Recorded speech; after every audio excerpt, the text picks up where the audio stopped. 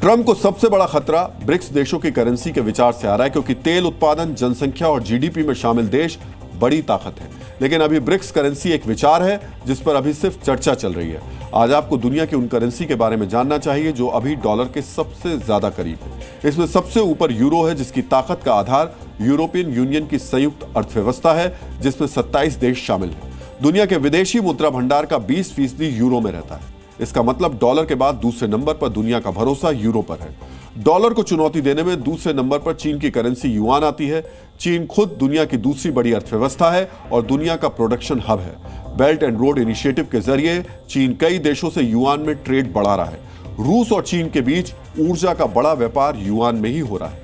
इसके अलावा ब्रिक्स में शामिल देशों में युआन की भूमिका बढ़ रही है। इसके अलावा ब्रिटिश पाउंड ऐतिहासिक रूप से मजबूत है, लेकिन ब्रिटेन का छोटा आर्थिक आकार और ब्रेक्जिट के बाद सीमित प्रभाव इसके वैश्विक करेंसी बनने की राह में रोड़ा है। लेकिन मौजूदा स्थिति में डॉलर का वर्चस्व बहुत मजबूत है।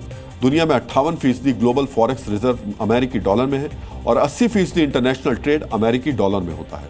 ऐसे में चीन के युआन और यूरो ही दो प्रमुख करेंसी हैं जो लॉन्ग टर्म में अमेरिकी डॉलर आधारित व्यवस्था को चुनौती देने की स्थिति में है।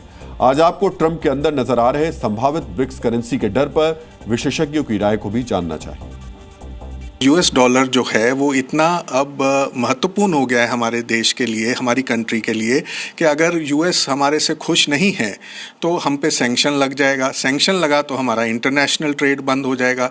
इसलिए अब सबको ये लगने लगा कि हमारी अपनी या एक और करेंसी होनी चाहिए ऑल्टरनेट यूएस डॉलर के बदले में। यानी ब्रिक्स करेंसी बनी तो ट्रंप का डर सही साबित हो सकता है और डॉलर की बादशाहत खतरे में आ सकती है।